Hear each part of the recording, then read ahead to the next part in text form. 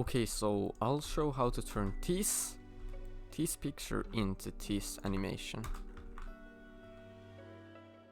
Okay, let's get straight into it. Okay, so what I usually like to do, I start with the background node that has the alpha to 0. Just simple like that. Then I have the picture I want to animate. I already took the background off of it with the magic mask. Then I just plug it in here.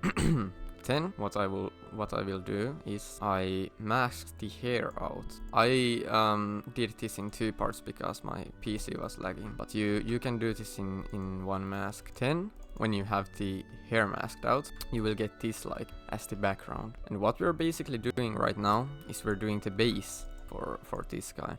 Then we take a paint node. You can take it from here or you have it right here. Wait, I gotta put my mouse in. Okay, now my mouse is visible. You can take it from here. Then I did a mistake when I first did this. I had the stroke duration at 1. So if I do something, it will only be for that 1 frame. So make sure to go on the first frame and put the stroke duration like, doesn't really matter, 3000. It's just longer than your timeline thing or the duration of your clip. Then now if you do something, it will be for the entire thing. Yeah, what I did, if you press Ctrl and then press with your mouse, you can change the size of your brush. Then we have to like fill in these blank parts. How we can do that is we press Alt and then click with our mouse, so we can copy like the color here. We just copy this. Then we start drawing and stuff. It doesn't have to be that good, just like generally decent. Then you can always change the brush size. You can get you can spend more time on this and make it look cleaner. I'm not gonna right now do it cleanly because I have already done it. But yeah, then you will do everything blah blah blah. You will do this too. Yeah.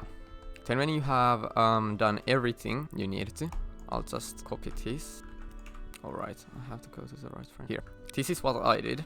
It just looks like this. So from this to this. Looks okay, nothing fancy. But then what we do is we get a blur node. I put the blur size to 2.2. But it will blur the whole image. So what I did, I took a mask, B-spline, and I kind of masked everywhere where I put the strokes in. So that's kind of how I did that. I just got the base for this guy. And why I do this is because when I animate the hair will like go off of the original position it was in. So there has to be something below it unless you want it to be blank. And then if you still aren't happy with like how some things are blurred, you can just get a second blur node.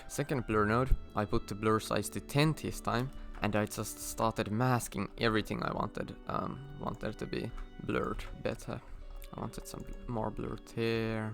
I wanted some more blur here as well. So now I got it looking like got it from looking like this to this. See, it blends it much nicer.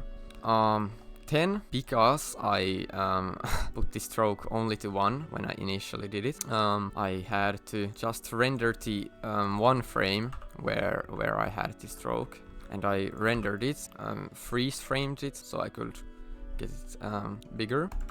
And that's how I have this result. Now it's for the whole duration. Okay, now we can delete all of this and we got this as the result. Then we get the original thing, we add it here. Then I wanted to mask out the hair again, so I just took the previous B-spline nodes. I hope y'all didn't delete them, but here, let's go one by one. So first, I masked that. As I said, you could do this in one mask, but I didn't because my PC was lagging. Then I have the whole hair, but there's this little part here, and I masked that out too. And here I had to put the paint mode into invert, so this would actually delete the thing. Okay, then I did one final mask. Oh shit. Here, this mask. Alright, I'm kind of doing this tutorial backwards because I didn't do everything in this order. I just put this hair here, just so when I actually animate the hair, that's what I do next. When I actually animate the hair, it goes off sometimes. So I want there to be hair here on the background. Then I just copy this again, put it here. I copy all of these, the hair part. And now I have the hair masked out again. Then what I do is I add a sapphire warp bubble, this node. And you will see it makes this looking crazy. So we turn the amplitude and frequency down. Frequency to like pretty much one maybe. Then this can be very low to, wait 1 second. I actually put this to 0.057 and I put this to around 6 actually. 6.88 to be precise, like so. This is what I did. Then we have this result. And you see if I didn't put the hair below, we will see that somewhere around here, like here, for example, you can see there's empty stuff. We can see the background there.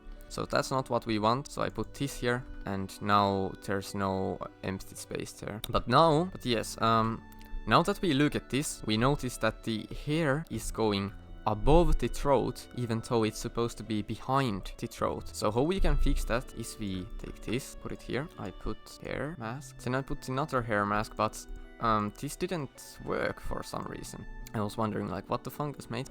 So I just decided to do it like so. I put a background node here. I merged it to this, but what we actually want, we want the background to be the background. So we disconnect and put it to the yellow output. If we hover over this, it shows background, so we know it's the right one. Then this to the green one, and the B-spline we want to put it to the blue one because the blue one is the mask. And also, let's not forget to put the alpha down, like so. Okay, now we have this as the result. We have everything but the hair. That's what we want, because we wanted to put this hair below the throat, so we will put the throat above it. But now a new problem arises, because we will get like this mask. You can see this mask is a part of the mask too. So the hair will actually be behind that mask, and we can see this very unsatisfying result. Looks horrible, very horrible. So what we will do, we will put another mask here, another B-spline, and we will mask only the things that we want to be above the hair. So for example right here, I wanted these to be above the hair, this whole throat and the finger and such. I probably shouldn't have added the finger, because later on I will actually animate the finger, but it doesn't really matter, I guess. Yes, I put all of these above it, even here some.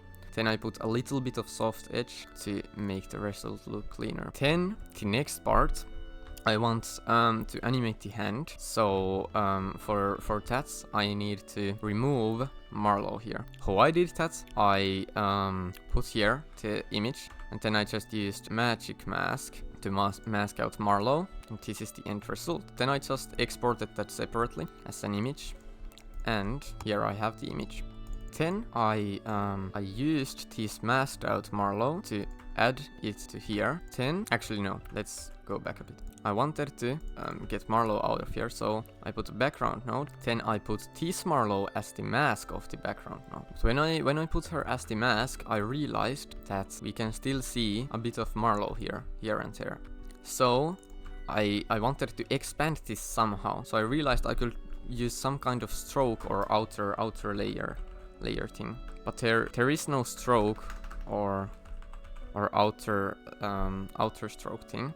So what I did, I used a thing called Solid Border made by Dax. He's a DaVinci editor. I haven't seen him being active in a while though, but I will leave a download to this in the description or to his channel. Then when we look at this, you can see the edges are pretty distinct. You can see them pretty clearly. So what I still did to the mask, I put a blur node and just put the blur up by some amount. So now we can see that the edges are cleaner. To be exact, I put it to 9.6. But I just basically changed this value until it looked nice. Now that we have that, we can go to the next part. Okay, what I did next is I took background node and a merge. I put the background node as the background. Again, put the alpha to 0. I just did this so I can take all of this without pre-rendering it and getting it here. So I actually my thought process was, how could I ask a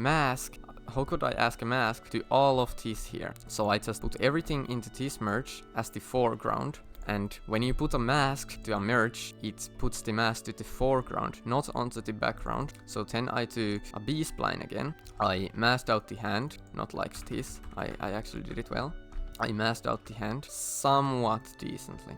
Yeah, this is the mask I did. So I did this so I could get rid of the hand.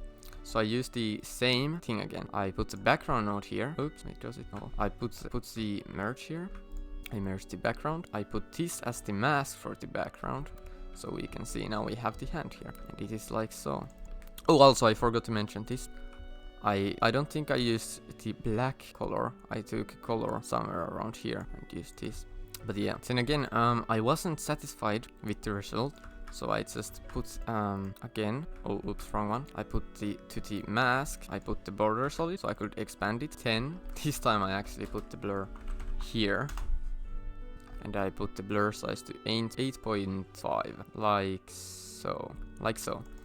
Okay, so now I realized that when I animate the hand, I don't want there to be this big ass black thing. So I put a mask B-spline node, and I if we look at like this, we can see I masked this out. I guess I guess I didn't mask out it properly, and actually we can see that in the final result. So that's one thing I could have improved, making the mask properly. So I would have just went here and made this a bit bigger, and now it would have been fixed. Now I realized that we still have the hand here. So what I did was I took a merge node, took a background node. This again so that we can mask this thing. Put this as this background node as the background, alpha to 0, and this as the foreground. Then I copied the mask of the hand, I pasted it here. Then I took another background node and another merge node. I put this to the background again, put the alpha to 0, and I actually put this here, like so. And now I put this as the mask. Wait, could have I just done it like so? Yeah, I think I could have just done it like this. So, background as the foreground, then this as... No, background as the background, and this as the foreground, then the hand masked out. So we get this. Then what I did, I took yet again another background node and another merge node. I put the background to the background again, and yet again I take this and put this to the foreground. Then what I did, I took a B-spline node and I masked out the hand once again. So now I have the clean hand over here. Then I think this might have been connected. Alright, the background to alpha to 0. As always. Then I took a warper node and I started making kind of a skeleton for the hand, somewhat like so. Let's look at what I actually did. I did a skeleton like this. Then I went to warp it and I moved all of these dots around with the warp strength that's 100. So I could see what it looked like, and I just played around with them until I was happy with the result. Then it was time for the animation to be done. I tried putting from 0 to 1 to 0, but I didn't like how it looked. I thought it was a bit too much. So what I did, I only put it to around 200 at the start, 10 to 1, 10 to 0. I mean to 200 again. And then I just pressed S here, and I got the animation looking like this. It's lagging a bit here. You get it. Then when I was happy with this animation, I put another warper node and I made 2 boxes like so. Then I just adjusted them until it looked something like this. Then I went to the warp thing and I moved it like so I could get this kind of thing. Now I put it from 0 to 1 to around 0.5, so we could get this nice animation. Again, I just did Ctrl A and then I pressed S. So I selected everything and pressed S, and this smooths this out. Then I realized that now I had the hand animation and the hair animation. I realized that there's no Marlow, so I added the Marlow, and the hand was moving and stuff, but Marlow was being completely still, so I added another warper node. I roughly did this, blah blah blah. Then when I did the rough outline, I started animating it, but I realized that some of the animations, like I didn't have enough control, so I added these little dots so I could get some more control over how I can do it. And then finally, what I did an animation like so. Then again, I did the exact same thing from 0 to 1 to 0.5. And then I just smooth it out again. But then I realized that the hair, the hand and the Marlowe were animated, but I still wanted to animate it a bit more. So I wanted to animate the Danger Mario here behind, not the hand, not Marlowe. So I went behind the Marlowe and the hand animation, and I went here. I put again a warper node. I did the box thing again, then I just animated it going like so. And again, for the last time, I did the exact same animation from 0 to 1 to 0.5. And that's how I got the final result looking like this. So this is what it looked like at the end.